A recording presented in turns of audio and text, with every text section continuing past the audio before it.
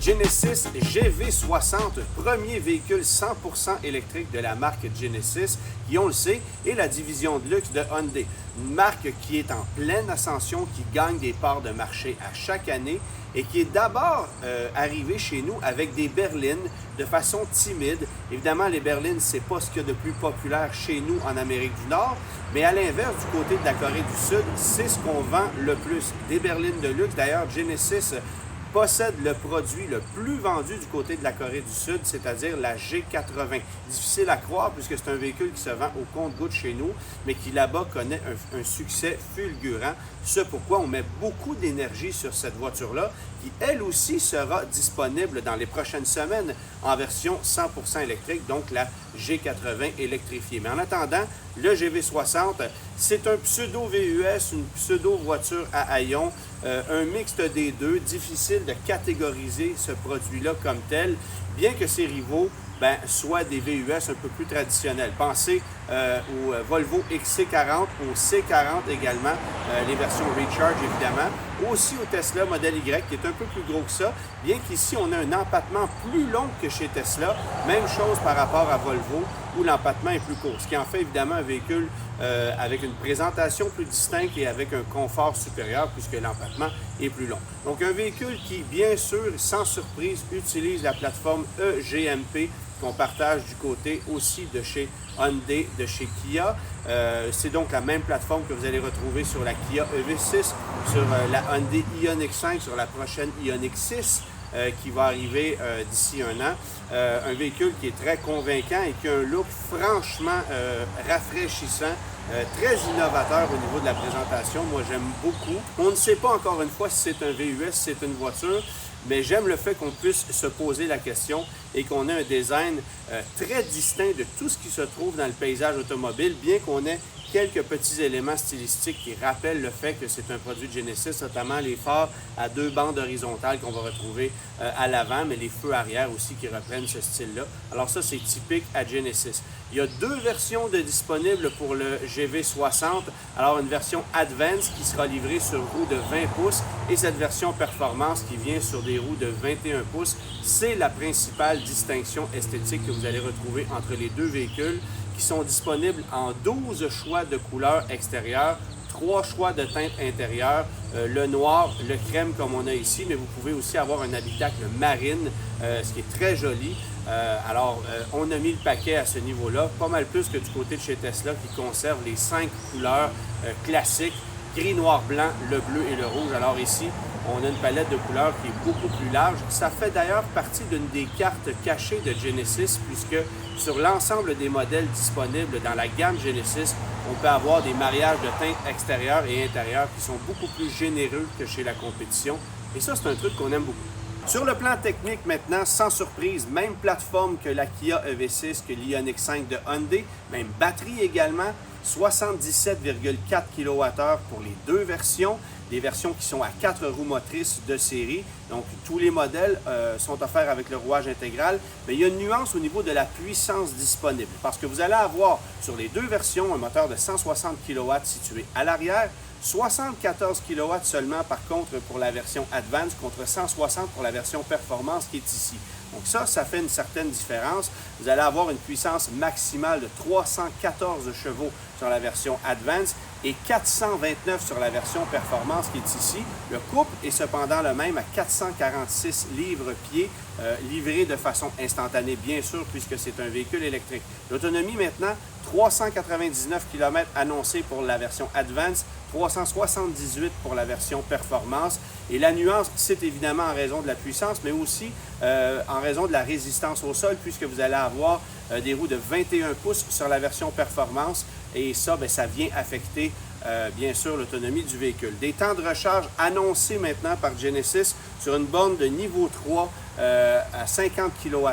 Vous allez mettre 73 minutes pour une recharge de 10 à 80 %. Sur une borne de niveau 3 à un maximum de 250 kWh, vous allez mettre 18 minutes pour un temps de 10 à 80 %.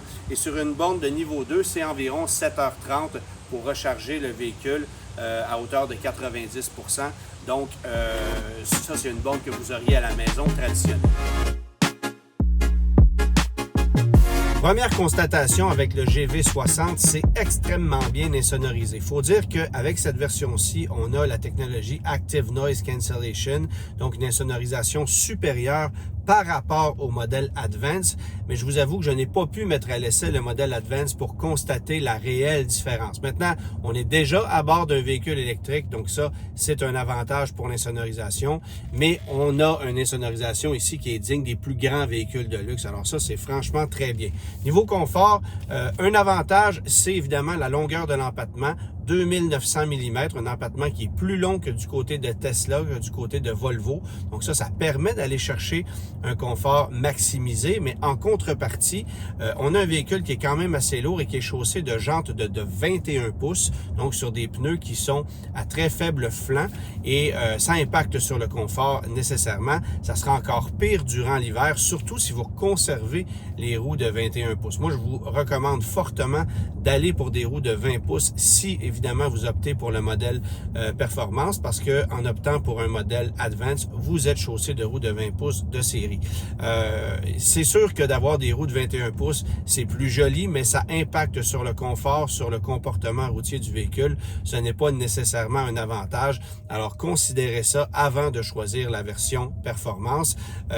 Et sachez qu'en hiver, il faudra réduire la taille des roues parce que des pneus d'hiver, ça a des flancs plus fermes, ça a un roulement qui est plus ferme et vous allez le ressentir très certainement. Maintenant, la version performance, évidemment, on le sait, c'est plus de puissance. C'est deux moteurs de 160 kW. Donc, on peut obtenir 429 chevaux de puissance. Les accélérations sont littéralement foudroyantes. En plus, on a sur le volant un bouton Boost. Donc, ça va vous permettre d'aller chercher pour une période de 10 secondes 483 chevaux de puissance et 516 livres-pieds de couple pour 10 secondes seulement, le temps que vous fassiez une accélération assez intéressante. Vous allez boucler le 0-100 km/h en 4 secondes à peine avec ce véhicule-ci. Donc, c'est très, très, très rapide. Mais après 10 secondes, le mode Boost se retire et vous retombez avec seulement 429 chevaux. Il y a de la puissance à revendre avec ce véhicule-là. C'est très linéaire au niveau de la livraison. Le comportement routier du véhicule est très intéressant. Sur la version de performance, vous allez avoir différentiel à glissement limité, donc pour une meilleure maniabilité du véhicule. Mais je dois aussi vous dire que le rouage intégral est très performant. C'est géré de façon électronique, mais c'est instantané au niveau de la gestion du couple. Et ça, c'est un avantage par rapport à d'autres véhicules de luxe que vous pourriez vous procurer. Maintenant, on est à bord d'un véhicule électrique et ce qu'on aime souvent des véhicules électriques, c'est la gestion de la décélération ou du freinage en décélération. Ici, on a 4 choix pour ajuster la force du freinage en décélération. Vous pouvez complètement désactiver le système et conduire le véhicule comme si c'était un modèle à essence, donc sans assistance en décélération, jusqu'à un freinage complet, ce que j'aime énormément parce que sur certains véhicules électriques, ça sera soit une activation complète ou l'absence de freinage en décélération. Et ici, on peut l'ajuster parce que l'hiver venu, c'est important de pouvoir gérer ça de façon efficace pour ne pas que le véhicule dérape si, par exemple, les surfaces sont enneigées ou très glissantes. Donc ça vous permet de gérer le tout, d'avoir une conduite plus sécuritaire, plus intéressante et de maximiser, évidemment, votre rendement énergétique en régénérant de l'énergie en décélération, ce qui est toujours une bonne nouvelle sur un véhicule électrique. Maintenant, l'autonomie réelle. On parle de 378 km avec le véhicule qui est ici. J'ai réussi à obtenir, après une recharge complète, 391 km d'autonomie affichée à l'écran et j'ai réussi à parcourir 380 km sur une seule charge avec le véhicule. Il ne me restait que 6 km au compteur. Donc, on est pas mal réaliste avec ce qu'on annonce du côté de chez Genesis. Attendez-vous cependant à ce que l'autonomie baisse autour de 250-275 km durant l'hiver. C'est la moyenne et c'est aussi ce qu'on a pu constater avec une Ioniq 5 à 4 roues motrices qui utilise essentiellement une bonne partie de la technologie qu'on va retrouver ici. Vous le voyez, à bord du GV60, c'est un habitacle très riche, très luxueux, très belle présentation. Je commence par le siège. Confortable avec beaucoup d'ajustements. Malheureusement, on ne peut pas abaisser l'assise suffisamment. On remarque ça beaucoup chez les produits coréens. C'est encore le cas, mais c'est moins dérangeant qu'avec, par exemple, la Kia EV6. Donc, une personne de 6 pieds pourrait quand même y trouver un certain confort. Alors ça, c'est intéressant. Évidemment, on est dans une version performance. On ajoute quelques éléments supplémentaires, c'est-à-dire vous allez avoir une caméra de rétrovision sur 360 degrés. Vous allez avoir le siège ergo, c'est-à-dire que le siège peut s'incliner avec un repose-pied pour que vous puissiez, par exemple, faire une petite sieste le temps d'une recharge, ce que vous n'aurez pas sur un modèle Advance. Système audio qui est beaucoup plus performant, donc Bang & Olufsen, 17 haut-parleurs, c'est quand même pas rien.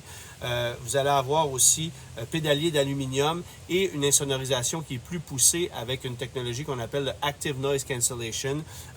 Ça permet d'amenuiser les bruits extérieurs et évidemment de rendre l'expérience de conduite un peu plus intéressante. Maintenant, au niveau de la présentation, c'est très riche. Dans les deux cas, vous allez avoir à peu près la même présentation. Il y a 3 teintes de disponibles pour donc intérieur pour le Genesis GV60. Le noir, le crème que vous voyez ici, qui est très joli, mais qui est très salissant. Et peut-être que le compromis intéressant, c'est le marine, cuir marine que vous allez pouvoir obtenir avec une panoplie de teintes extérieures. Ça, c'est quand même intéressant aussi.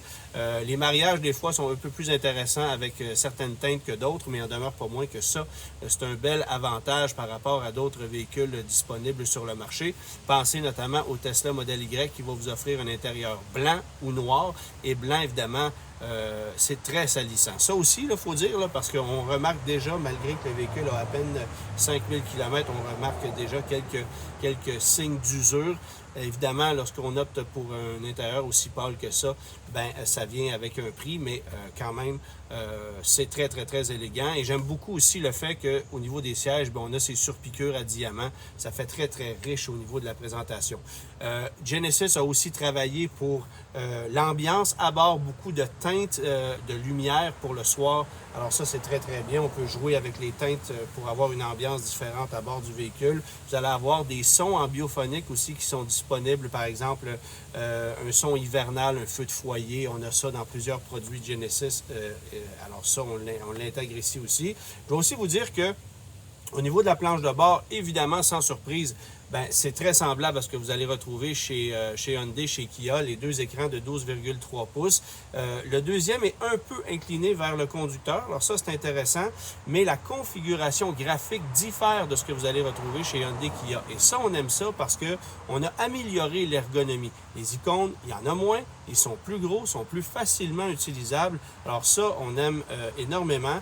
On a aussi sous la planche de bord un espace dédié pour le chauffage climatisation. C'est tactile en partie, mais c'est quand même beaucoup plus facile à utiliser et à comprendre que ce que vous allez avoir du côté de chez Hyundai. Alors ça, c'est quand même bien fait. Petite déception, par contre, vous allez avoir Apple CarPlay, mais avec fil. Ce n'est pas disponible sans fil dans cette voiture-ci pour le moment. On se demande bien pourquoi d'ailleurs, puisque c'est offert chez certains produits Hyundai Kia, mais ici, on ne l'a pas. Alors peut-être qu'on fera une mise à jour en cours d'année où on changera ça pour l'année modèle suivante, mais en attendant, ce n'est pas disponible. Fait intéressant. Vous allez avoir ici une console flottante, donc beaucoup d'espace sous la console. Évidemment, on a un plancher plat à la grandeur, à l'avant comme à l'arrière. Alors ça permet d'optimiser les espaces de rangement, mais aussi l'espace de vie à bord du véhicule. La console est flottante. Vous allez avoir ici, les commandes pour les sièges chauffants, les sièges ventilés. Évidemment, la charge par induction qui est placée ici pour l'appareil mobile et cette molette, en fait, qui sert de levier de vitesse. Actuellement, le véhicule est en marche, donc vous voyez que le levier de vitesse est ici présent. Mais si j'éteins le véhicule, ben, ça tourne sur 180 degrés et ça devient ce qu'on appelle une sphère cristalline chez Genesis. Alors, c'est un terme un peu élogieux, mais pour illustrer ce gadget-là qui est quand même assez intéressant sur le plan visuel, c'est une petite touche qu'on a apportée. Autre truc que j'aime bien au niveau de la planche de bord, c'est le coffre à gants. Vous allez dire un coffre à gants, c'est un coffre à gants, sauf que dans ce cas-ci, c'est un véritable tiroir et ça permet de mieux utiliser l'espace du coffre à gants. L'accès est plus facile et je trouve vraiment que c'est une idée simple et géniale à la fois. J'ai comme l'impression qu'on va reprendre ça dans plusieurs autres véhicules de la famille Genesis au fil des prochaines années, puisque franchement, ça va faire en sorte que les gens vont l'utiliser davantage qu'un coffre à gants traditionnel. traditionnel qu'on utilise à peu près jamais. Au niveau de l'espace arrière maintenant, volume cargo total de 1550 litres. Donc, on est dans les eaux, pour vous donner une idée, d'un Mazda CX-5. C'est pas ce qu'il y a de plus spacieux dans l'industrie, mais je dois en revanche vous dire que l'espace cargo est très facilement utilisable. Le seuil est bas, les parois sont larges, le plancher est plat et ça permet évidemment de maximiser l'utilisation de l'espace disponible qui est à 680 litres derrière la banquette, mais 1550 litres derrière les sièges avant. Alors ça, c'est quand même très bien. Au niveau du pavillon, c'est entièrement vitré. Ce n'est pas un toit ouvrant. C'est comme ça pour les deux versions du véhicule. Les deux versions disponibles du GV60, pardon, mais malheureusement, pas de toit ouvrant comme ça le sera chez certains autres véhicules en compétition. C'est maintenant le temps de parler de la facture pour le GV60 de Genesis. 71 150 $ pour la version Advance, 79 150 $ pour la version Performance qui est ici, pour un écart de 8 000 $.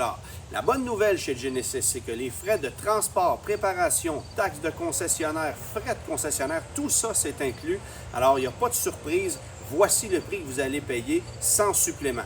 La mauvaise nouvelle, par contre, c'est que cette facture-là est trop élevée chez Genesis pour qu'on puisse être éligible à quelconque crédit gouvernementaux, tant du provincial que du fédéral. Alors, on est clairement désavantagé par rapport à Volvo, par exemple, qui, avec ses versions de base, on est capable d'aller chercher des crédits qui sont très intéressants sur le XC40 et depuis peu sur le C40 2023 qui est maintenant disponible en 3 versions, ce qui le rend éligible. Alors on est désavantagé de ce côté-là, mais c'est quand même un produit très convaincant et qu'on peut obtenir dans un délai raisonnable. Ça aussi c'est important parce qu'on le sait, en ce moment, on patiente de très longues périodes pour mettre la main sur un véhicule électrique et ça, bien, vous pourrez l'avoir dans un délai raisonnable, ce qui veut dire à peu près 6 mois. Donc, si vous décidez de financer, le taux est à 5,1 % sur un terme de 72 mois. Toute taxe incluse, vous allez payer 1 322 $ pour une version Advance et 1 470 $ pour une version Performance comme on a ici. Ça, c'est pour le financement.